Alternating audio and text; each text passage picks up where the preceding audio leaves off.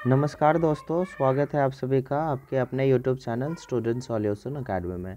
दोस्तों, हमने जो पिछली क्लासेस में अपनी टीचर डिस्कस करी थी वो रिलेटेड थी अपने प्रेसिडेंट के यानी कि राष्ट्रपति के, जिसमें हमने जो है 3-4 आर्टिकल जो है राष्ट्रपति से रिलेटेड देख ली थी। पहली हमने देखी, सबसे पहला जो था क्वालिफिकेशन के बारे में देखी कि जो राष्ट्रपति बनने के लिए जो योग्यता है, क्वालिफिकेशन है, वो क्या होना चाहिए। जिसमें हमने देखा कि भारत का नागरिक होना अनिवार्य है, 35 साल कम से कम उम्र होनी चाहिए, और जो है लोकसभा के सदस्य बनने लायक होना चाहिए, और जो है किसी भी प्रकार से प्रॉफिट यानी कि लाभ वाले पद के धारक नहीं होने चाहिए। ठीक है। उसके बाद जो हमने दोस्तों देख ली कि जो इसके बाद प्रेसिडेंट की जो है री इलेक्शन की अगर बात होती है तो प्रेसिडेंट री इलेक्ट हो सकता है कि नहीं हो सकता है, वो देख लिया हमने। इसके बाद हमने देखी अपनी कि जो प्रेसिडेंट है यानी कि राष्ट्रपति है, उनके चुनाव में कौन हिस्सा लेगा, कौन पार्टिसिपेट करेगा और कौन पार्टिसिपेट नहीं करेगा, वो देख लिया हमने। और चुनाव कितने टाइप की होती है, तो चुनाव जो है 2 टाइप की होती है, यानी कि मैनर ऑफ इलेक्शन हमने देख ली कि राष्ट्रपति का जो चुनाव है वो किस प्रकार से होगा, डायरेक्ट इलेक्शन होगा या इनडायरेक्ट इलेक्शन होगा, ये चीज़ें देख ली। और डायरेक्ट इलेक्शन किसे कहते हैं, इनडायरेक्ट इलेक्शन किसे कहते हैं, हमने ये भी चीज़ें देख ली। हालांकि राष्ट्रपति का जो चुनाव होता है वो इनडायरेक्ट होता है, कल मैंने आपको समझा दिया था। डायरेक्ट क्या होता है कि जो वोट जो है सीधे नागरिक के द्वारा डाला जाता है, और इनडायरेक्ट इलेक्शन वो होता है जो वोट जो है नागरिक के द्वारा चयनित मेंबर होता है, इलेक्टेड मेंबर होता है, उनके द्वारा डाली जाती है, वो होता है इनडायरेक्ट इलेक्शन। और इनडायरेक्ट इलेक्शन के लिए भारत में एक चीज़ आता है STV, single transferable voting system जिसे हम कहते हैं, जिसमें जो चुनाव होता है वो पूर्णतः जो है सिक्योर होता है, ये सीक्रेट होता है, गुप्त होता है। इसमें किसी को कुछ पता नहीं होता है कि आपने किसको वोट डाला है, ठीक है, और कौन जो है उस पद के लिए अपना नाम अर्जित करवाया, नामांकित कराया, ठीक है, किसी को कुछ भी पता नहीं होता है। एसटीबी होता है सिंगल ट्रांसफरेबल वोटिंग सिस्टम। और एसटीबी का प्रयोग जो है हम एक वोट की वैल्यू कैलकुलेट करने के लिए भी जो है किया जाता है। और एसटीबी जो है पूरे भारत में सिर्फ एक ही चुनाव के लिए यूज होता है, और वो है इनडायरेक्ट इलेक्शन के लिए। ठीक है, इनडायरेक्ट इलेक्शन के लिए ही एसटीबी का प्रयोग किया जाता है भारत में। अच्छा, हमने एक टॉपिक यहाँ पे देखी, कैलकुलेशन ऑफ 1 वोट, कि एक वोट की कितनी वैल्यू होती है, उसकी कैलकुलेशन के बारे में देखने हैं। तो अब आप लोग जो है हेडिंग डाल लेंगे कि कैलकुलेशन ऑफ 1 वोट, की एक वोट की कितनी कैलकुलेशन होती है, कितनी वैल्यू होती है, हम वो पढ़ेंगे पहले। ठीक है, उसके बाद राष्ट्रपति के बारे में अब आगे पढ़ेंगे। पहले हम एक वोट की क्या है वैल्यू वो देख लेते हैं। हेडिंग डालेंगे calculation of 1 vote,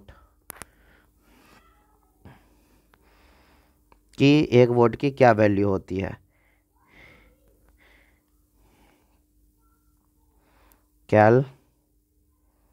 calculation of 1 vote, की एक वोट की जो है क्या कीमत होती है, उसके बारे में हमें पढ़नी है। तो देखो यहाँ पे ना एक फॉर्मूला होता है एसटीबी में एक वोट कैलकुलेट करने के लिए। जो वैल्यू ऑफ 1 वोट होता है, जो एक वोट की जो वैल्यू होती है उसकी अगर बात करें, वैल्यू ऑफ 1 वोट जो है यहाँ पे लिखेंगे, वैल्यू ऑफ 1 वोट, की एक वोट जो है उसकी वैल्यू के बारे में अगर हम देखना चाहे तो इसकी एक फॉर्मूला होती थी। फॉर्मूला क्या है कि टोटल जो पॉपुलेशन है राज्य की, टोटल जो पॉपुलेशन है राज्य की, total population of state, total population of state, की जो राज्य की जो है कुल जनसंख्या है, पर कब की जनसंख्या, ये जनसंख्या कैलकुलेट होता है 1971 एडी वाली। ठीक है, ये जो जनसंख्या है 1971 एडी वाली कैलकुलेट होगी, अभी वाली नहीं। तो 1971 की जो राज्य की जो जनसंख्या होती थी उसकी, तो total population of state according to 1971, 1971 वाली, और टोटल एमएलए ऑफ स्टेट, ठीक है, divided by total MLA of state. तो जो राज्य की जनसंख्या है 1971 के अकॉर्डिंग, और उस राज्य में कुल एमएलए की क्या सीट बनती थी वो, और गुने में हम कर देते थे 1 डिवाइडेड बाय 1000। इस प्रकार से जो हमें एक वोट की जो है वैल्यू निकल के आ जाता था। ठीक है, इस प्रकार से हमें एक वोट की वैल्यू निकल के आ जाती थी। अच्छा, कैसे कैलकुलेट करेंगे, तो मान लेते हैं हम एग्जाम्पल के तौर पर जो है 1971 के समय में जो है अकॉर्डिंग टू 1971 जो पॉपुलेशन थी, जो जनसंख्या थी, वो रही होगी करीबन करीबन 6 करोड़ की, ठीक है। करीबन करीबन की जो है 6 करोड़ की जो है रही होगी, करीबन करीबन 6 करोड़ की। और जो है एमएलए रहा होगा स्टेट का, उस स्टेट का जो एमएलए की जो सीट रही होगी वो रही होगी लगभग लगभग जो है 200 की, ठीक है। तो अब हम यहाँ पे एक एमएलए की सीट कैसे, एक एमएलए की जो वोट है उसकी वैल्यू कितनी जाएगी अगर वो निकाले यहाँ से, तो वैल्यू ऑफ 1 वोट अगर हम ये निकालें तो सबसे पहले अपना टोटल पॉपुलेशन ऑफ स्टेट निकालेंगे, देखेंगे लिखेंगे। तो हम 6 करोड़ यहाँ पे लिख देंगे, चलो भाई 6 करोड़ लिख दी। डिवाइडेड बाय हमने क्या करना है, उस राज्य की जो है कितने एमएलए हैं वो, और गुना में हमने क्या करना है 1 डिवाइडेड बाय 1000 करना है, ठीक है। तो यहाँ से 3 0, यहाँ से 3 0 कैंसिल आउट, यहाँ से 2 0, यहाँ से 2 0 कैंसिल आउट, यहाँ से 2 और यहाँ से आ जाएंगे अपने 300। तो जो एक एमएलए का जो एक वोट हुआ, एक एमएलए का जो अब एक वोट होगा वो वोट होगा 300 वोट के बराबर, ठीक है, 300 वोट के बराबर। तो जो मान लो अगर बिहार या यूपी से एक एमएलए की वोट पड़ी इनडायरेक्ट इलेक्शन में, अप्रत्यक्ष चुनाव में, तो जो ये एक एमएलए जो वोट डाला है उसके बदले में हम ये कंसिडर करके चलेंगे कि वहाँ की जो उस राज्य के जो है 300 नागरिक ने वोट दी है, ठीक है, 300 नागरिकों ने जो है वोट दी है। तो यहाँ पे वैल्यू क्या बन जाएगी, value of 1 vote of 1 MLA, value of 1 vote of 1 MLA की जो है एक एमएलए के एक वोट की वैल्यू कितनी हो जाएगी, तो वो हो जाएगी अपने 300, यहाँ पे कितने, तो वो हो जाएगी अपने यहाँ पे 300, ठीक है, ये हो जाएगी 300। तो ऐसे जो है कैलकुलेट होता है एक एमएलए के एक वोट की वैल्यू, ठीक है, एक एमएलए के एक वोट की वैल्यू। फॉर्मूला क्या बताया, value of vote 1 vote is equals to total population of the state according to the 1971 timing, ठीक है, according to the year of 1971 divided by total MLA of the state and multiplication of whole multiplication of 1 divided by 1000 की राज्यों की कुल जनसंख्या 1971 ईस्वी के आधार पर, और भाग में यानी कि डिवाइड में जो उस राज्य के कितने एमएलए की सीट बनते हैं वो, और गुना में 1/1000। तो इस प्रकार से हम निकाल लेंगे कि एक एमएलए के द्वारा दी गई एक वोट की संख्या उस प्रांत से कितनी बनी है, यानी कि उनके द्वारा कैलकुलेट कितनी करी जाएगी कि वहाँ के कितने नागरिकों ने है वोट दिया है, ठीक है, ये चीज़ हम ऐसे निकालते हैं, ठीक है। अब ज़रा देखते हैं हम कि प्रेसिडेंट का चुनाव कैसे होता है भाई साहब, ठीक है। सो इलेक्शन ऑफ प्रेसिडेंट, इनकी चुनाव कैसे होता है अगर समझने की कोशिश करें तो हम यहाँ पे लिखेंगे इलेक्शन ऑफ प्रेसिडेंट। तो जो प्रेसिडेंट है उनका चुनाव कैसा होगा और किस प्रकार से होगा वो चीज़। इलेक्शन जो है प्रेसिडेंट का, राष्ट्रपति का, वो तो इनडायरेक्ट ही होता है, वो तो सबको पता है, एसटीबी करवाता है, सिंगल ट्रांसफरेबल वोटिंग सिस्टम। पर जो प्रेसिडेंट है यहाँ पे कैसे होगा, तो देखिए प्रेसिडेंट का जो चुनाव है उसके बारे में अगर देखें तो कौन कौन भाग लेगा सबसे पहले वो देखेंगे। तो सबसे पहले जो इलेक्टेड मेंबर भाग लेता है राज्यसभा और लोकसभा, यानी कि पार्लियामेंट के जो इलेक्टेड मेंबर है वो भाग लेते हैं। उसके बाद जो है लेजिस्लेटिव असेंबली जो है उनके जो है चयनित सदस्य भाग लेते हैं। उसके बाद जो है जो केंद्र शासित प्रदेश है दिल्ली और पौंडीचेरी, यहाँ के जो है इलेक्टेड एमएलए भाग लेते हैं, ठीक है। तो सबसे पहले पार्लियामेंट वाला पिक करेंगे हम लोग। तो पार्लियामेंट की हाउस देख लेंगे हम।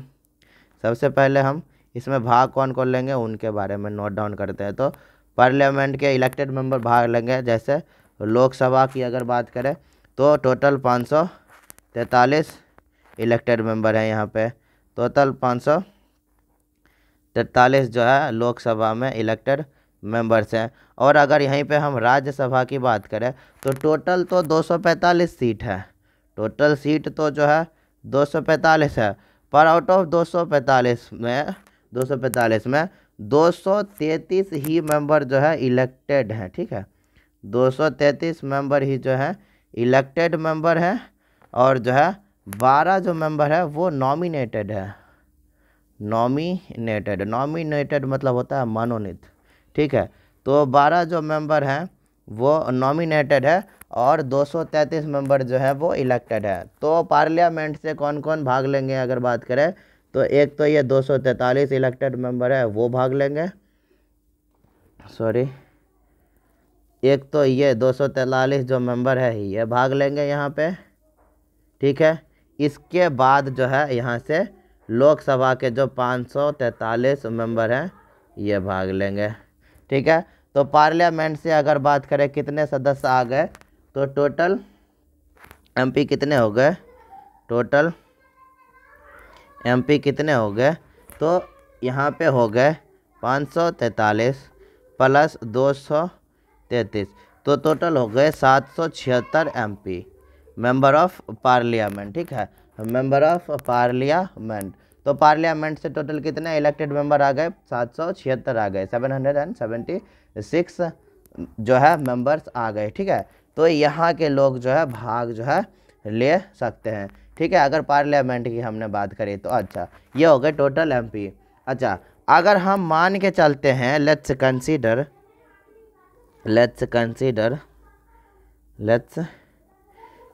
अगर हम मान के चलते हैं कि vote of 1 MLA is equals to 700 अगर ले लेते हैं, एक MLA की वोट जो है वो 700 अगर है, member of legislative assembly, sorry MLA नहीं MP। अगर हम मान के चलते हैं कि एक जो संसद भवन के जो सदस्य हैं, मेंबर ऑफ पार्लियामेंट है, उनके एक वोट की जो वैल्यू बनती है वो 700 बनती है, तो टोटल कितने बन गए वोट, तो टोटल वोट बन गए अपने 700 और टोटल गुने कितने हो जाएंगे 776, तो बन जाएंगे आपके 5,43,200 वोट, कितने 5,43,200 वोट आ जाएंगे यहाँ पे, ठीक है। तो कितने हो गए total vote member of parliament के, तो मेंबर ऑफ पार्लियामेंट के जो टोटल वोट हो गए ये हो गए 5,43,200 वोट हो गए, ठीक है दोस्तों। तो ये हो गए 5,43,200 वोट। अच्छा, इसके अलावा मैंने क्या बताया था कि जो लेजिस्लेटिव असेंबली है उनके इलेक्टेड मेंबर भी तो भाग लेंगे, उनके इलेक्टेड मेंबर भी तो पार्टिसिपेट करेंगे, तो दूसरा टॉपिक आ जाएगा अपना इसी में, असेंबली के जो elected member of legislative assembly. अच्छा, लिख लेंगे इलेक्टेड मेंबर ऑफ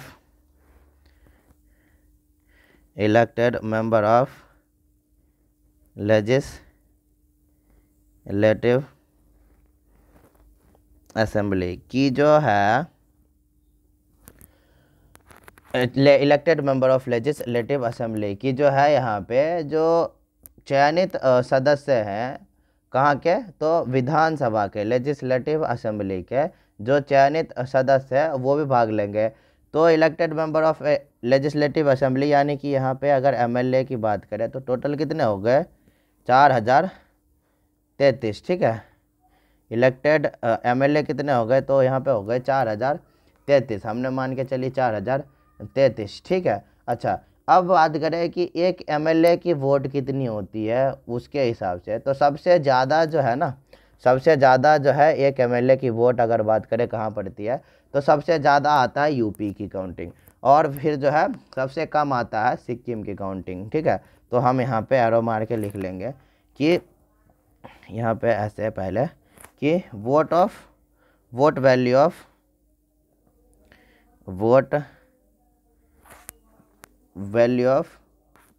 1 MLA, कि एक MLA की वोट वैल्यू की अगर बात करें तो मैक्सिमम की अगर बात करें कि ज़्यादा कहाँ से जाती है, सबसे ज़्यादा वैल्यू किसकी है, तो यूपी की है, एक MLA की वोट वैल्यू पड़ती है 208, और सबसे कम की अगर बात करें यानी कि मिनिमम की अगर बात करें तो वो है सिक्किम का पड़ता है 7, ठीक है, सिक्किम का पड़ता है 7। तो इस प्रकार से जो यहाँ हो गए, यहाँ पे हो गए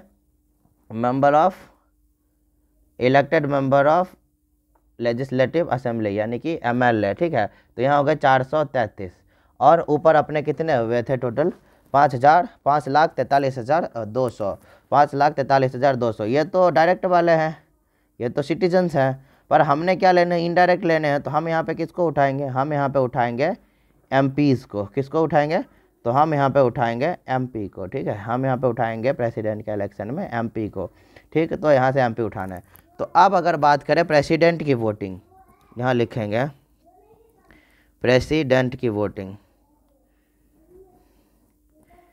प्रेसिडेंट की वोटिंग की प्रेसिडेंट की वोटिंग क्या रहेगी, तो यहाँ पे कितने हो जाएंगे 776, 776 एमपी हो गए मेंबर ऑफ पार्लियामेंट, और 4033 जो है वो एमएलए हो गए।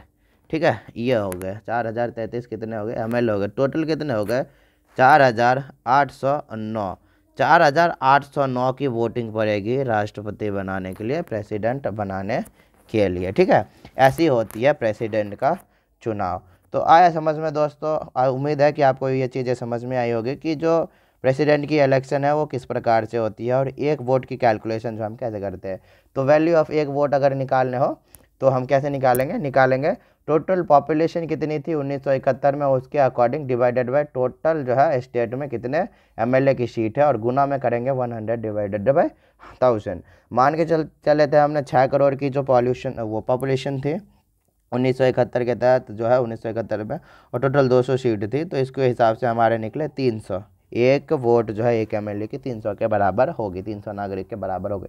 इस प्रकार से हमने बाकी की चीज़ें भी निकाल ली, और जो है अपने प्रेसिडेंट की जो वोटिंग सिस्टम थी हमने यहाँ पे वो भी निकाल ली। ये थी अपने कुछ प्रेसिडेंट की वोटिंग सिस्टम। ठीक है दोस्तों, अच्छा इसके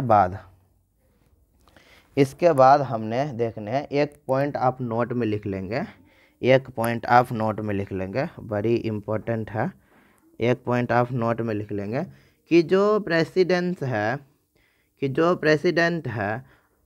और जो प्रेसिडेंट की जो इलेक्शन लड़ा गया है, प्रेसिडेंशियल इलेक्शन जो है, उसके लिए जो है किसी को प्रेसिडेंट बनने के लिए उनके वोट कितने होने चाहिए, तो उनको जो वोट मिलने चाहिए वो 50% + 1 की वोट वैल्यू होनी चाहिए। कितने होने चाहिए, तो उनको जो है 50% + 1 की वोट वैल्यू होनी चाहिए। To win the presidential election a candidate must obtain 50% + 1 vote value. ठीक है, अभी 50 + 1 वोट वैल्यू क्या है ये भी हम आपको आगे समझाएंगे, और स्पेशल मेजोरिटी क्या है वो भी हम आपको समझाएंगे।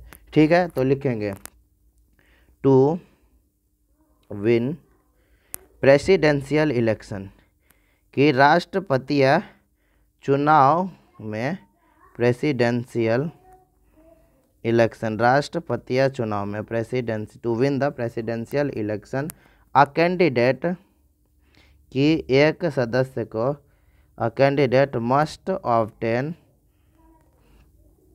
एक सदस्य के जो है कितने वोट मिलने चाहिए, मस्ट ऑब्टेन 50% + 1 वोट वैल्यू। कितने, तो 50% + 1 वोट वैल्यू। तो कितने उनको मिलने चाहिए, तो 50% प्लस जो है 1 वोट वैल्यू उनको मिलने चाहिए, तभी जो है जो भी कैंडिडेट राष्ट्रपति चुनाव के लिए अपना नियुक्ति पत्र, वो जो है क्या बोलते हैं रजिस्ट्रेशन फॉर्म भरा है, तो उसको जीतने के लिए, उसको प्रेसिडेंट यानी कि राष्ट्रपति बनने के लिए उनको जो वोट मिले हैं उस वोट की वैल्यू जो है 50% + 1 के आधार पे होनी चाहिए। 150 + 1 जो है उनकी कैलकुलेशन जानी चाहिए। ठीक है, तो ये है टर्म्स एंड कंडीशन। अच्छा, अगर देखो कि राष्ट्रपति के चुनाव में किसी भी प्रकार से बहस हो जाती है, डिस्प्यूट हो जाती है, तो इसको रिसॉल्व कौन करेगा, तो इसको जो है रिसॉल्व करेगा, इसको जो सुलझाएगा वो है अपना सुप्रीम कोर्ट। ठीक है, तो सुप्रीम कोर्ट क्या करेगा कि जो अगर प्रेसिडेंशियल चुनाव यानी कि राष्ट्रपति के चुनाव में किसी भी प्रकार से कोई भी वादा आती है, किसी भी प्रकार से कोई भी डिस्प्यूट होता है, तो उसका समाधान करेगा सुप्रीम कोर्ट। ठीक है, तो लिखेंगे the dispute between the presidential election, और if there is any dispute in presidential election it will be resolved by the supreme court। ठीक है, लिख लेंगे if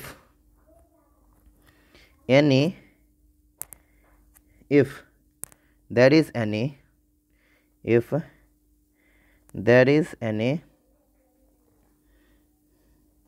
dispute in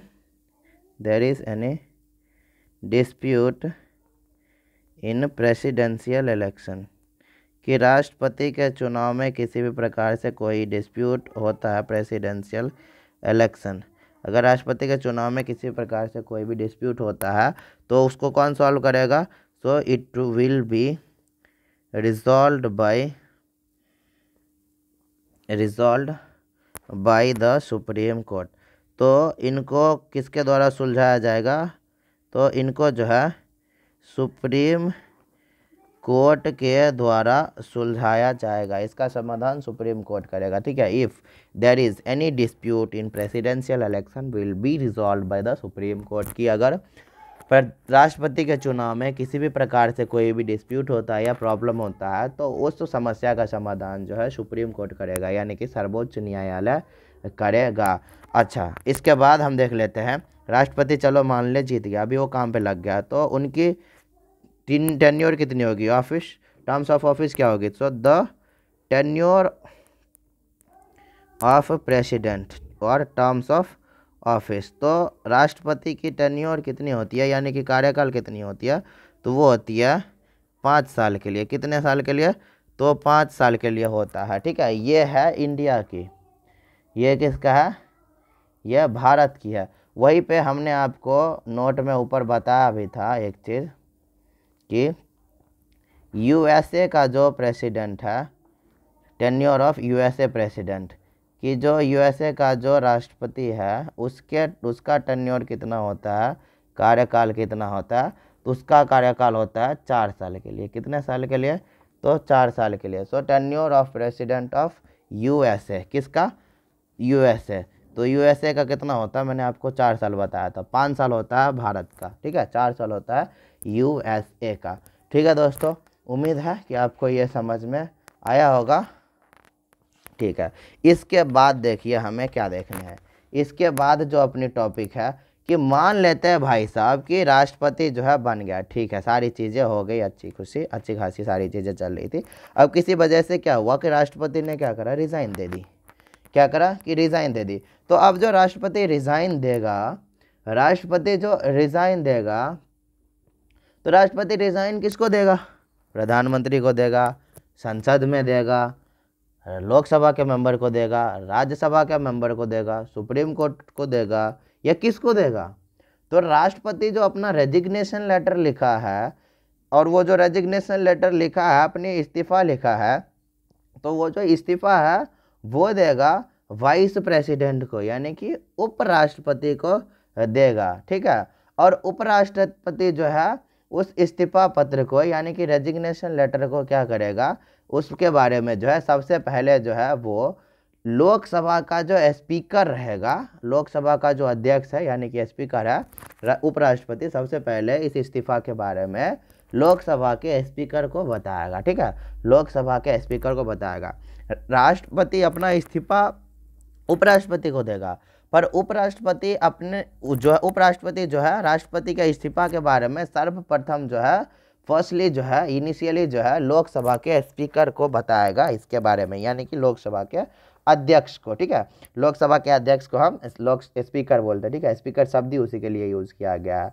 तो चलिए आगे के पॉइंट लिखते हैं कि in case if a president resigns from their post, to whom the president will give the resignation letter? The president will give the resignation letter to the VP, means vice president, and the vice president will initially inform about this to the speaker of the Lok Sabha, ठीक।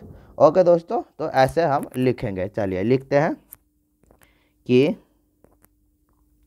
Point बना के लिखते हैं कि president का resign के बारे में हमने अभी किसके बारे में पढ़ना है कि प्रेसिडेंट के रिज़ाइन के बारे में पढ़ने हैं। प्रेसिडेंट के रिज़ाइन के बारे में पढ़ने हैं। तो हमने क्या पढ़ना है? हमने पढ़ना है प्रेसिडेंट के रिज़ाइन के बारे में कि राष्ट्रपति का जो है इस्तीफ़ा वो किसको जाएगा, राष्ट्रपति किसको अपना इस्तीफ़ा देंगे, ठीक है। तो हमने अभी क्या बताया आपको? राष्ट्रपति अपना इस्तीफ़ा प्रेसिडेंट को देंगे। So the president will give his resignation to the vice president, ठीक है। किसको देंगे? the president will give his resignation, will give their resignation, his नहीं ज़रूरी थोड़ा एक सिर्फ मेल ही होगा, फीमेल भी तो हो सकते हैं, अभी जैसे द्रौपदी मुर्मू है। तो यहाँ पे लिखेंगे देयर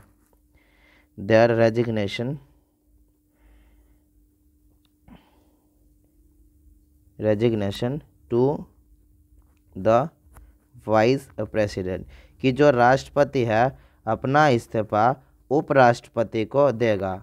अब क्या करेगा उपराष्ट्रपति, इस इस्तीफा के बारे में सबसे पहले जो है लोकसभा के स्पीकर यानी कि अध्यक्ष यानी कि हेड को बताएगा। एंड यहाँ पे एंड द वीपी यानी कि vice president will first inform about this to, किसको बताएगा, तो speaker of Lok Sabha, about this to speaker of Lok Sabha, की लोकसभा का जो अध्यक्ष है उसको बताएगा उपराष्ट्रपति कि सर साहब भाई साहब राष्ट्रपति जी ने तो इस्तीफा दे दी, ठीक है, राष्ट्रपति जी ने तो है जो इस्तीफा दे दी और ये रहा उनका रेजिग्नेशन लेटर। तो राष्ट्रपति अपना इस्तीफा उपराष्ट्रपति को दे गए और उपराष्ट्रपति क्या करेंगे, इसके बारे में, इस इस्तीफा के बारे में सर्वप्रथम जो है लोकसभा के अध्यक्ष यानी कि स्पीकर ऑफ लोकसभा के स्पीकर को बताएंगे। ये थी राष्ट्रपति के रेजिग्नेशन की तरीका, manner of resignation of president. अच्छा, राष्ट्रपति की क्वालिफिकेशन देख ली, इसके बाद जो है राष्ट्रपति का री इलेक्शन देख ली, फिर जो है राष्ट्रपति के इलेक्शन कैसा होता है, मैनर ऑफ इलेक्शन देख ली। इसके बाद हमने क्या देखा कि हु जो है कौन कौन राष्ट्रपति के चुनाव में भाग लेंगे वो देख ली हमने। उसके बाद हमने वोट कैलकुलेशन भी देख ली। उसके बाद जो है राष्ट्रपति अब रिज़ाइन भी दे दी, ठीक है। अब किसी वजह से राष्ट्रपति रिज़ाइन नहीं दिया पर राष्ट्रपति के किसी कारणवश जो है हटाने हैं, तो अब क्या करेगा कि राष्ट्रपति पे ना महाभियोग लगाई जाएगी। अभी महाभियोग शब्द ही पूरे कॉन्स्टिट्यूशन में, पूरे संविधान में सिर्फ और सिर्फ राष्ट्रपति के लिए ही यूज़ किया गया है। अल्टरनेट किसी के लिए भी जो है महाभियोग शब्द का प्रयोग नहीं किया गया हमारे भारत के संविधान में, ठीक है, सिर्फ और सिर्फ राष्ट्रपति के लिए यूज किया गया। और महाभियोग को हम इंग्लिश में कहते हैं इम्पीचमेंट। और इम्पीचमेंट आप लोग याद करिए, मैंने आपको इम्पीचमेंट के लिए एक अलग से आर्टिकल बताया था, अनुच्छेद नंबर 61 नंबर आर्टिकल अपना कहता है इम्पीचमेंट के बारे में, ठीक है। तो अब डालेंगे हम लोग हेडिंग इम्पीचमेंट, आर्टिकल नंबर 61, ठीक है, डालें, हेडिंग डालिए आप लोग, आर्टिकल नंबर 61 किसके बारे में बताता है, तो ये बताता है इम्पीचमेंट के बारे में, इम्पीचमेंट के बारे में बताता है। इम्पीचमेंट को हिंदी में क्या कहते हैं, तो इसको कहते हैं हिंदी में महाभियोग, ठीक है, महाभियोग यानी कि इम्पीचमेंट कहते हैं, ठीक है, इसको इम्पीचमेंट कहते हैं। अच्छा, अभी ये इम्पीचमेंट क्या है, महाभियोग क्या है, तो राष्ट्रपति को जब उनके पद से हटाने की बात की जा रही है तो उस प्रक्रिया को कहते हैं हम लोग जो है इम्पीचमेंट। और पूरे संविधान में सिर्फ राष्ट्रपति के लिए ही ये शब्द यूज़ किया गया है। अब ऐसे नहीं है कि कोई भी मुंह उठा के आए और राष्ट्रपति को हटा दे, ऐसा भी नहीं होता है। राष्ट्रपति को हटाना बहुत कठिन काम होता है, जितना जटिल इनको बनाना होता है उससे कई ज़्यादा गुना जटिल जो है इनको हटाना भी होता है। और सबसे बड़ी बात यह है कि राष्ट्रपति को हटाने की अगर बात करी गई है तो इनको जो है पहले ही इन्फॉर्मेशन दे दी जाती है कि आपको जो है हटाने की बात चल रही है। ऐसा नहीं कि इनको कुछ बताया ही नहीं और इनको जो है हटाने की प्रक्रिया शुरू भी कर दी, नहीं, इनको हटाने से पहले इनको खबर दी जाती है, ठीक है। तो लिखेंगे इम्पीचमेंट किससे रिलेटेड है, स्टेप बाय स्टेप पढ़ेंगे इसमें कि इम्पीचमेंट मतलब क्या होता है, removal process of president from there post. Impeachment का क्या मतलब होता है, तो removal process of president from there post, कि राष्ट्रपति को उनके पद से हटाने की प्रक्रिया को कहते हैं हम लोग impeachment, president from there post, ठीक है। तो राष्ट्रपति के पद से राष्ट्रपति को हटाने की प्रक्रिया को क्या कहते हैं, इम्पीचमेंट कहते हैं, removal process of president from there post, ठीक है। अच्छा, ये जो वर्ड है पूरे संविधान में सिर्फ इसी के बारे में बताता है, इन्हीं के लिए यूज होता है, तो ये भी लिख लेंगे, the word impeachment has been used in Indian constitution only for the president. ठीक है, द वर्ड इम्पीचमेंट यानी कि महाभियोग शब्द जो है, वर्ड जो है, is used only for president in Indian constitution. ठीक है, प्रेसिडेंट इन इंडियन कॉन्स्टिट्यूशन की भारत के संविधान में जो है, भारत के संविधान में जो है इम्पीचमेंट शब्द का प्रयोग सिर्फ और सिर्फ जो है राष्ट्रपति के लिए ही किया गया है, अन्यथा किसी के लिए भी ये शब्द का प्रयोग नहीं किया गया है। ठीक है, और इम्पीचमेंट प्रोसेस ये किस चीज़ के लिए, तो राष्ट्रपति को हटाने के लिए। ठीक है, राष्ट्रपति को हटाने के लिए। अच्छा, बेसिस ऑफ इम्पीचमेंट क्या हो सकता है कि राष्ट्रपति को हटाने का कारण क्या हो सकता है, तो या तो राष्ट्रपति जो इंफ्रिंजमेंट करे या फिर वायलेशन के केस में आए कि संविधान का जो किसी प्रकार से उल्लंघन अगर करा है इन्होंने, तो उस केस में जो इनको हटाया जा सकता है इम्पीचमेंट लगा करके। तो बेसिस ऑफ इम्पीचमेंट क्या हो जाएगी, बेसिस ऑफ इम्पीचमेंट की अगर बात करें क्या हो जाएगी, तो इसमें हो जाएगा इन्फ्रिंजमेंट और violation of constitution, infringement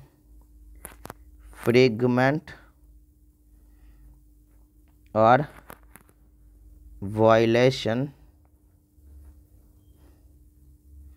of constitution. ठीक है, तो इस प्रकार से जो है इनको इस वजह से जो है हटाया जा सकता है। ठीक है, इनको जो है इस वजह से हटाया जा सकता है, अगर उन्होंने संविधान का किसी भी प्रकार से उल्लंघन किया है तो उस केस में जो है राष्ट्रपति को उनके पद से हटाया जा सकता है, इम्पीचमेंट लगाया सकता है अनुच्छेद नंबर 61 को फॉलो करके। अच्छा, ये सारी चीज़ें तो हो गई। अब हम देखते हैं, हमने सबसे पहले क्या देखा कि राष्ट्रपति के चुनाव में कौन कौन भाग लेगा, तो राष्ट्रपति के चुनाव में भाग लेगा मेंबर ऑफ पार्लियामेंट यानी कि लोकसभा का सदस्य और राज्यसभा का सदस्य। ठीक है, दोनों भाग लेंगे। उसके बाद हमने देखी कि elected member of legislative assembly, कि जो विधान परिषद यानी कि विधानसभा के जो सदस्य है, member of legislative assembly MLA जो है, वो अगर इलेक्टेड है तो वो भी भाग ले सकते हैं। और दिल्ली पौंडीचेरी वाला जो ऐसे केंद्र शासित प्रदेश आते हैं स्पेशल वाले, तो यहाँ के भी जो इलेक्टेड मेंबर्स है वो भी पार्टिसिपेट कर सकते हैं। ये थी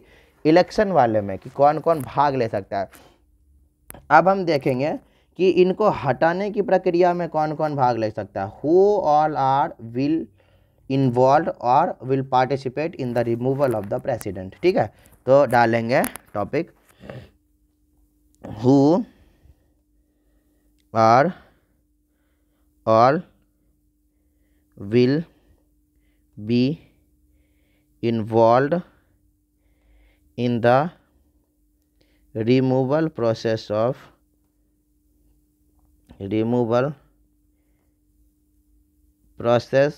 a president, कि राष्ट्रपति को जो हटाने की प्रक्रिया है उसमें कौन कौन भाग लेगा, अगर उसके बारे में बात करें तो कौन कौन हो जाएगा। अगर इसके बारे में बात करें तो कौन कौन हो जाएगा, तो सबसे पहले जो भी मेंबर थे चुनाव में इलेक्टेड मेंबर वो भी भाग लेंगे, और जो मेंबर नॉमिनेटेड थे वो भी भाग लेंगे। तो पार्लियामेंट के इलेक्टेड और नॉमिनेटेड दोनों ही सदस्य भाग ले सकते हैं। ठीक है, दोनों ही सदस्य भाग ले सकते हैं। तो पहला डालेंगे all MP of parliament, parliament के सभी सदस्य भाग जो है ले सकते हैं राष्ट्रपति को हटाने में। अब चाहे वो इलेक्टेड हो यानी कि निर्वाचित हो, या फिर जो है नॉमिनेटेड हो यानी कि जो है मनोनीत हो। ठीक है, दोनों ही जो सदस्य हैं वो राष्ट्रपति के रिमूवल प्रोसेस यानी कि महाभियोग यानी कि इम्पीचमेंट में भाग ले सकते हैं। यह पहला हो गया। दूसरा हमने क्या बताया, elected member of legislative assembly या फिर member of legislative assembly MLA जिसे कहते हैं। ठीक है, वो भी भाग ले सकते हैं। अच्छा, अब यहाँ पे देखिए कि ये जो प्रोसेस है प्रेसिडेंट को हटाने की, उनको उनके पोस्ट से, ये कंप्लीट हो जाता है। कहाँ पे हो जाता है कंप्लीट, तो ये जो है पार्लियामेंट में कंप्लीट होता है। कहाँ पे होता है ये, तो ये चीज़ कंडक्ट होती है पार्लियामेंट में। So the process of removing president from there post will be completed in the parliament. तो संसद भवन में ही जो है ये सारी प्रक्रिया होती है, ठीक है। द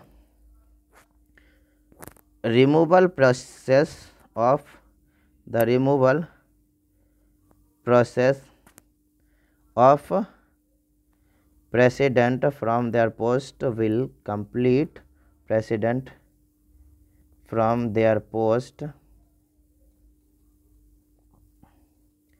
will be completed कि राष्ट्रपति को उनको उनके पोस्ट से हटाने की प्रक्रिया कहाँ पे कंप्लीट होगी, तो will be completed in the parliament. तो संसद भवन में ही जो है यह प्रक्रिया समाप्त होगी, ठीक है, कंप्लीट होगा, पूर्ण होगा। अभी ये इम्पीचमेंट की प्रोसेस क्या होगी, हमने तो अभी तो ये देखी सिर्फ कि इम्पीचमेंट जो होगा यानी कि महाभियोग जो लगाया जाएगा, यानी कि राष्ट्रपति को हटाने की जो प्रक्रिया उसमें भाग कौन कौन लेगा, तो इसमें भाग इलेक्टेड मेंबर भी लेगा पार्लियामेंट का और नॉमिनेटेड मेंबर भी लेगा, ठीक है। इलेक्टेड मेंबर भी लेगा और नॉमिनेटेड मेंबर भी लेगा। और ये जो प्रक्रिया है ये संसद भवन में ही कंप्लीट हो जाएगी, पार्लियामेंट में कंप्लीट होगा। पर प्रोसेस क्या रहेगा, प्रोसेस क्या रहेगा, तो हमने अभी देखना है प्रोसेस के बारे में। इम्पीचमेंट का प्रोसेस क्या होता है, so process of impeachment on president लिखेंगे। अब क्या लिखेंगे, प्रोसेस ऑफ, बड़ी जटिल होती है, ठीक है, बड़ी जटिल होती है इम्पीचमेंट लगाना। जितना जटिल इनकी इलेक्शन नहीं है उतना जटिल तो इनकी इम्पीचमेंट है। So process of impeachment on president, कि राष्ट्रपति पर जो है महाभियोग लगाने की प्रक्रिया, इम्पीचमेंट ऑन प्रेसिडेंट। तो राष्ट्रपति पर महाभियोग लगाने की प्रक्रिया के बारे में बात करेंगे अब हम लोग, कि प्रक्रिया क्या रहेगी, प्रोसेस क्या रहेगा। सबसे पहले तो यह स्टार्ट कहाँ से होगा, शुरू कहाँ से होगा, तो याद कीजिए शुरू कहाँ से होगा, तो ये जो है संसद भवन में ख़त्म हो रहा है तो संसद भवन में ही शुरू होगा। तो ये किसी भी हाउस से शुरू हो सकता है। संसद भवन में कुल मिलाकर के 2 हाउस होते हैं, एक तो राज्यसभा होता है, एक तो लोकसभा होता है। तो दोनों में से चाहे राज्यसभा से चाहे लोकसभा से कहीं से भी जो इनकी इम्पीचमेंट की प्रक्रिया शुरू हो सकती है। एनी हाउस, आइदर लोकसभा और राज्यसभा, ठीक है, किसी भी सदन से शुरू हो सकता है, एनी हाउस, चाहे वो राज्यसभा हो या फिर जो है वो लोकसभा हो, किसी भी हाउस से इनको हटाने की प्रक्रिया जो है शुरू हो सकती है, स्टार्ट हो सकता है। पर पहला जो अगर मान लेते हैं हाउस अगर राज्यसभा हो गया, मान लेते हैं कि फर्स्ट हाउस अगर राज्यसभा हो गया, ठीक है, मान लेते हैं कि फर्स्ट जो हाउस इनके कि राज्यसभा हो गया, अपर हाउस हो गया, राज्यसभा हो गया। मान लेते हैं कि इसका जो है इम्पीचमेंट का प्रोसेस हमने राज्यसभा से शुरू कर दी, ठीक है, राज्यसभा से जो हमने शुरू कर दी, तब क्या प्रोसेस होगी इसकी, तो इनमें क्या है, होती प्रोसेस दोनों ही सेम ही है। अगर हमने राज्यसभा से शुरू करी तो भी, लोकसभा से शुरू करी तो भी, कहीं से भी शुरू कर सकते हैं हम संसद भवन में, पार्लियामेंट में ही तो इसको ख़त्म होने हैं, तो कहीं से भी शुरू कर सकते हैं। तो ठीक है, हमने ना राज्यसभा से शुरू कर ली, यानी कि अपर हाउस से शुरू कर ली।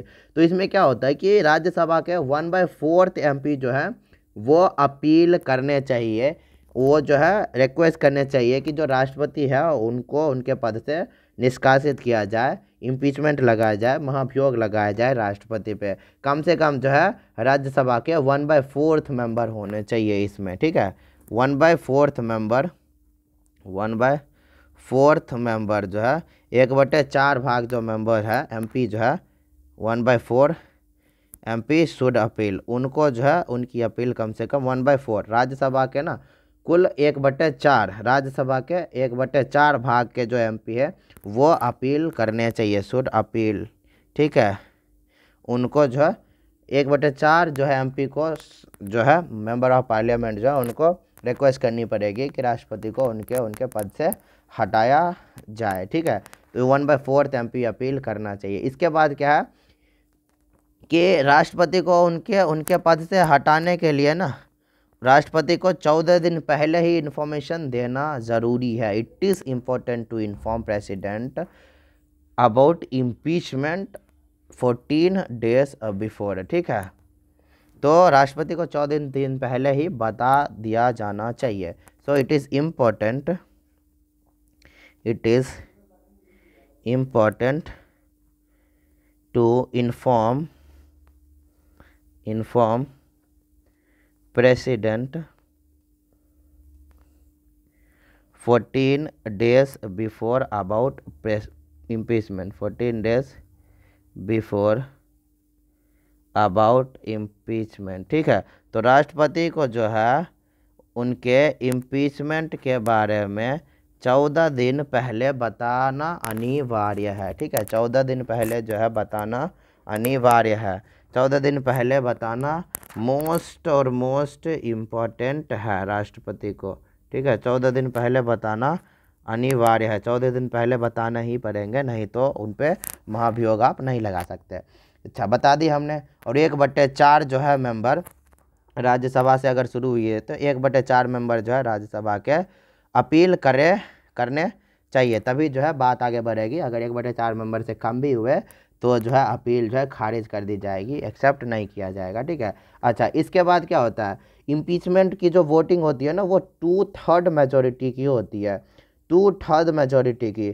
ठीक है, तो टोटल जो एमपी हैं, एमपी मतलब क्या, मेंबर ऑफ हाउस, यानी कि मेंबर ऑफ पार्लियामेंट, यानी कि जो संसद भवन के जो सदस्य हैं, टोटल में से जो है 2/3 मेजोरिटी की वोटिंग होती है। 2/3 सदस्य जो अगर रिक्वेस्ट कर रहे हैं कि राष्ट्रपति को हटाने हैं, तब तो इम्पीचमेंट लगेगा, महाभियोग लगेगा राष्ट्रपति पे, और तब जो है ये चीज़ें पास होगी, अन्यथा जो है ये बिल पास ही नहीं होगा। ठीक है, तो ये जो है सिर्फ एक ही हाउस है, दूसरे हाउस में जाएगा, वहाँ पे भी 2/3 मेजोरिटी से पास होनी चाहिए।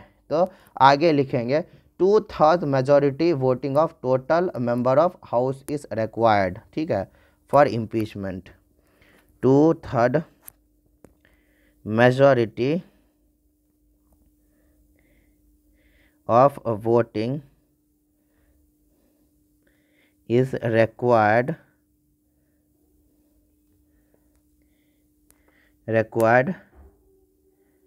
From MP, member of house लिख लो, member of house for impeachment. कि महाभियोग के लिए जो है 2/3 मेंबर्स की आवश्यकता पड़ती है। अगर इससे कम सदस्य हुए तो ये चीज़ें खारिज कर दी जाएगी, सस्पेंड कर दिया जाएगा। ठीक है, ये चीज़ें रद्द कर दी जाएगी, महाभियोग की प्रक्रिया समाप्त कर दी जाएगी, नहीं लगेगा महाभियोग। अच्छा, मान लेते हैं कि राज्यसभा से पास हो जा गया है, 2/3 मेजोरिटी आ गई और ये पास हो गया। इफ़ इट पास, देन क्या होगा कि अब ये लोकसभा पे जाएगा, then it will go to second house. अभी सेकेंड हाउस अपना कौन सा हो जाएगा, तो लोकसभा से तो पहले ही पास हो गया, तो अब जाएगा लोकसभा में। ठीक है, राज्यसभा से तो पहले ही पास हो गया, तो अब जाएगा लोकसभा में, यानी कि सेकेंड हाउस में। कहाँ पे जाएगा, तो सेकेंड हाउस में जाएगा। सेकेंड हाउस में क्या, मान लेते हैं यहाँ से भी 2/3 मेजोरिटी पास हो गई, तो यहाँ पे भी 2/3 मेजोरिटी की वोटिंग ज़रूरी है, 2/3 मेजोरिटी की वोटिंग ज़रूरी है, रिक्वायर्ड है। ठीक है, चलो मान लेते हैं कि अपनी यहाँ पर भी जो है 2/3 की मेजोरिटी आ गई, यहाँ भी चीज़ें पास हो गई। मान लेते हैं in this house also, here also pass, here also majority passed. मान लेते हैं कि यहाँ पे भी जो है मेजोरिटी पास हो गई, मेजोरिटी पास। राज्यसभा से भी 2/3 मेजोरिटी की वोटिंग आ गई कि हाँ भाई जो है प्रेसिडेंट को ना, राष्ट्रपति को हटाने उनके पद से, और जो है यहाँ से अगर पास हो गई तो ये कहाँ जाएगा, ये जाएगा अब लोकसभा में, यानी कि दूसरे सदन में जाएगा, संसद के दूसरे सदन में जाएगा। ठीक है, तो अब ये चला गया संसद भवन के दूसरे सदन में, वहाँ पे भी 2/3 मेजोरिटी की वोटिंग जो है ज़रूरत पड़ती है। 2/3 लोग जो है, जो लोकसभा के सदस्य हैं उनमें से जो कुल सदस्य हैं उनके 2/3 की वोटिंग ज़रूरी है। अगर मान लेते हैं कि वहाँ पे 2/3 की वोटिंग वहाँ से भी पास हो गई, तब क्या होगा, अगर दोनों सदन से जो है चीज़ें पास हो जाती है, मेजोरिटी पास हो जाती है, तो जैसे ही पास होता है प्रेसिडेंट को उनके पद से निष्कासित माना जाएगा। The president shall have been deemed to have been removed from the date of the passing of the proposal in the second house। जैसे ही दूसरे सदन से भी जो है ये बिल पारित होती है 2/3 मेजोरिटी से, उसी दिन से ये मान लिया जाएगा कि राष्ट्रपति जो है उनके पद से जो है निष्कासित हो चुके हैं। ठीक है, तो यहाँ पे लिख लेंगे ये चीज़ भी, the president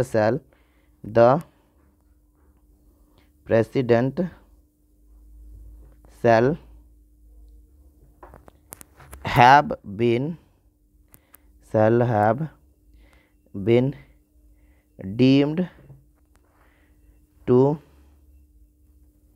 have the president shall have been deemed to be removed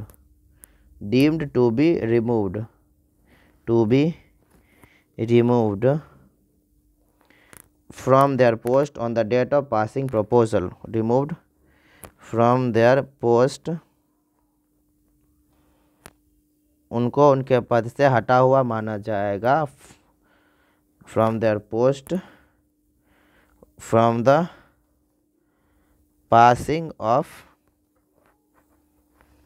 from the date of passing of proposal, from the date of passing of impeachment proposal। ठीक है, impeachment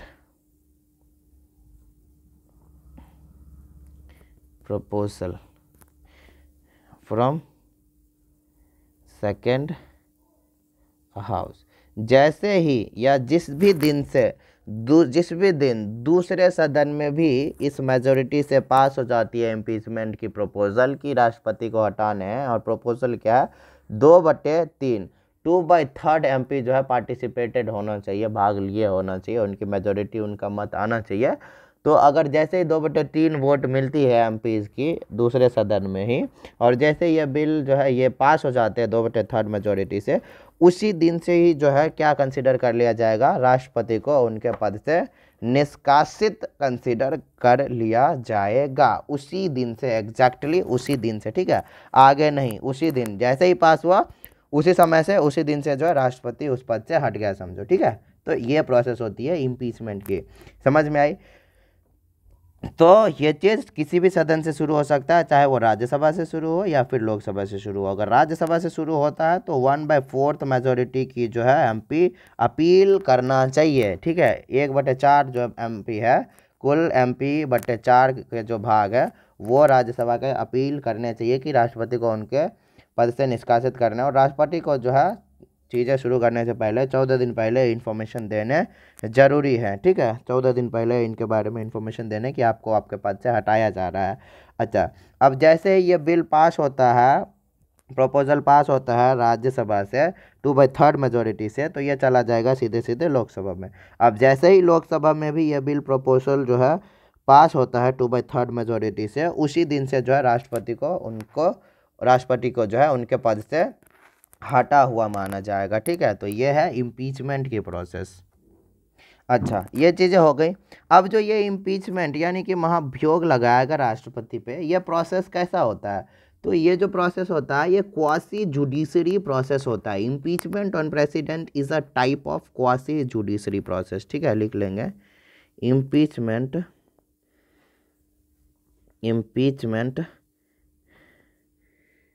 ऑन प्रेसिडेंट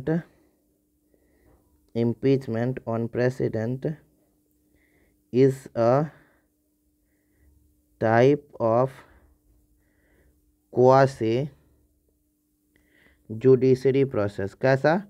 तो क्वासी जुडिशरी प्रोसेस है। राष्ट्रपति पे जो है महाभियोग लगाया जा रहा है। यह महाभियोग जो है किस प्रकार का होता है? तो यह होता है क्वासी जुडिशरी टाइप होता है। कैसा होता है? क्वासी जुडिशरी टाइप होता है। ठीक है, क्वासी जुडिशरी टाइप होता है महाभियोग। ये कैसा होगा? तो ये होगा क्वासी जुडिशरी टाइप। अच्छा, नोट में कुछ पॉइंट्स लिख लेंगे, नोट्स में कुछ पॉइंट लिख लेंगे नोट में, कि मान लो कि 5 साल की जो टर्म होती है, कार्यकाल होती है राष्ट्रपति की, मान लो अगर किसी राष्ट्रपति को 2 ही साल में निकाल दिया गया, इम्पीचमेंट महाभियोग लगा करके जो उनको उनके पद से खारिज कर दी गई, तो क्या जो नया राष्ट्रपति बनेगा वो सिर्फ अगले 3 साल के लिए बनेगा क्या? नहीं, अब नया जो राष्ट्रपति बनेगा, जो भी राष्ट्रपति अगला आएंगे, वो अगले पूरे 5 साल के लिए बनेंगे, ठीक है, बचे हुए 3 साल के लिए नहीं बनेंगे। तो यही चीज़ लिख लेंगे, after the removal of president a new president is elected for the entire term and not for the remaining term और ड्यूरेशन, ठीक है। बचे हुए कार्यकाल के लिए नहीं होता है उनका इलेक्शन होता है अगले पूरे 5 साल के लिए, ठीक है। तो लिखेंगे आफ्टर रिमूवल ऑफ प्रेसिडेंट, कि जो राष्ट्रपति को निकालने के बाद a new president is elected, एक नए जो है राष्ट्रपति का चुनाव होता है, कितने टाइम के लिए, फॉर द इंटायर टर्म, पूरे कार्यकाल के लिए होता है, ठीक है, for the entire term of office, या फिर जो है आप लोग टेन्योर कह सकते हो। क्या कह सकते हो? टेन्योर, पूरे कार्यकाल के लिए होता है, not for remaining period, not for remaining period, बचे हुए कार्यकाल के लिए उनका चुनाव नहीं होता है, अगले पूरे 5 साल के लिए उनका चुनाव होता है। अगर वो बनते हैं, अगर कोई भी राष्ट्रपति अगर बनेंगे तो वो बनेंगे अगले पूरे 5 साल के लिए, ना कि बचे हुए 3 साल के लिए, ठीक है। अच्छा, अब जैसे ही ये राष्ट्रपति पे इम्पीचमेंट लगा, राष्ट्रपति को उनके पद से हटाया गया, तो अगले 6 महीने के अंदर जो है दूसरे राष्ट्रपति का जो है इलेक्शन हो जाना चाहिए। ये चीज़ हमें आर्टिकल नंबर 52 कहता है। It is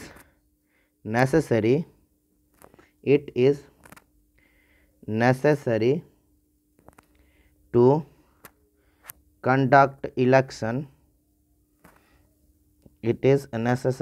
conduct election, for new president, कि नए राष्ट्रपति का चुनाव जो है विदिन 6 मंथ, कि नए राष्ट्रपति का जो चुनाव है वो अगले 6 महीने के भीतर हो जाना चाहिए। अगर राष्ट्रपति को निकाला गया है या राष्ट्रपति ने किसी प्रकार से रिज़ाइन दिया, तो अगले जो नए राष्ट्रपति होंगे उनका चुनाव जो है 6 महीने के अंदर अंदर हो जाने चाहिए। ये चीज़ हमें कहाँ बताता है? तो ये चीज़ हमें आर्टिकल नंबर 52 में लिखा हुआ है। तो ये थी अपनी पूरी राष्ट्रपति की कहानी, ठीक है। ये थी अपने राष्ट्रपति की कहानी। अभी राष्ट्रपति के बारे में और भी पढ़ने, इनके पावर्स पढ़ने हैं। तो आज हमने क्या क्या देख ली राष्ट्रपति के बारे में?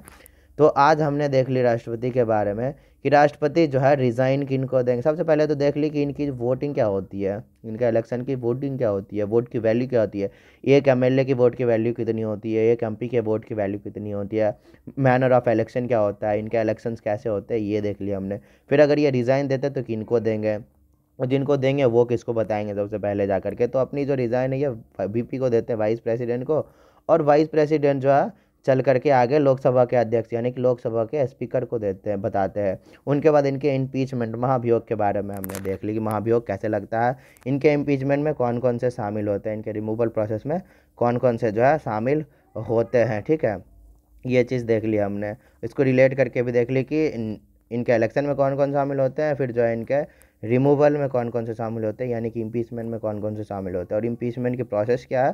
पहले किसी भी सदन से ये स्टार्ट हो सकता है। मान लेते हैं अगर राज्यसभा से स्टार्ट हुई तो 1/4 भाग जो सदस्य हैं उस हाउस के, वो अपील करा होना चाहिए कि जो है राष्ट्रपति को उनके पद से हटाने हैं। और जो है राष्ट्रपति को 14 दिन पहले ही इन्फॉर्म करना होता है कि राष्ट्रपति को उनके पद से हटाया जा रहा है। अब इसके बाद क्या होता है कि 2/3 मेजोरिटी होनी चाहिए, 2/3 जो है वोटिंग मिलनी चाहिए कि राष्ट्रपति को हटाना है राज्यसभा से। अगर ये पास हो जाती तो ये जाएगा लोकसभा यानी कि सेकेंड हाउस के पास। अगर वहाँ से भी 2/3 मेजोरिटी से पास हो जाता है तो उसी दिन से जो है राष्ट्रपति को उनके पद से हटा हुआ माना जाएगा, जिस दिन सेकेंड हाउस से ये बिल पास हुई। और राष्ट्रपति पे जो इम्पीचमेंट लगाने की प्रोसेस होती है उसे कहते हैं क्वासी जुडिशरी प्रोसेस। क्या? क्वासी जुडिशरी प्रोसेस हम कहते हैं इसको। अच्छा, जैसे राष्ट्रपति हट गया या वो किसी भी प्रकार से रिजाइन दी या उन पे महाभियोग लगा करके हटाया गया, मान लेते हैं 5 साल की कार्यकाल है तो 2 साल में ही अगर हट गए तो बाकी की जो 3 साल है, तो नए जो राष्ट्रपति बनेंगे वो क्या 3 साल के लिए बनेंगे? नहीं, वो पूरे के पूरे 5 साल के लिए बनेंगे, ना कि 3 साल के लिए। और जैसे ही राष्ट्रपति हटे अपने पद से या रिज़ाइन दी या हटाया गया जो भी है, तो ये नेसेसरी है कि 6 महीने के भीतर जो है राष्ट्रपति का चुनाव जो है दोबारा से हो जाना चाहिए और राष्ट्रपति को उनके पद पे होना चाहिए। 6 महीने का टाइमिंग होता है, उससे ज़्यादा नहीं होता। किसी केस में बढ़ाया जाता है किसी कारणवश, पर हमेशा नहीं होता ये चीज़ें। तो हमने अपनी आज के टॉपिक में, आज के क्लासेस में ये सारे टॉपिक्स कवर कर ली। उम्मीद है दोस्तों कि आपको समझ में आया होगा टॉपिक। अगर आपको किसी भी प्रकार से कोई भी दिक्कत हुआ हो या फिर आपको कोई भी डाउट हो तो आप जो है कमेंट सेक्शन में ज़रूर से अपना डाउट लिख दीजिएगा। हम अब पूरी कोशिश करेंगे कि आपके डाउट को क्लैरिफाई किया जाए। और दोस्तों अगर वीडियो आपको पसंद आया हो, ज़रा से भी आपको टॉपिक्स जो है बेनिफिटेबल लगा हो या आपके लिए प्रॉफिटेबल है, तो वीडियो को ज़रूर से लाइक कर दीजिएगा और चैनल को भी ज़रूर से सब्सक्राइब करके अपने दोस्तों के साथ शेयर कर दीजिएगा। तो बने रहिए हमारे साथ इसी तरह इंपॉर्टेंट पॉइंट्स के लिए और जो है इसी तरह के जानकारी के लिए, फैक्ट्सफुल जानकारी के लिए। मिलते हैं अपने अगले क्लास में, तब तक के लिए bye bye, take care, thank you दोस्तों।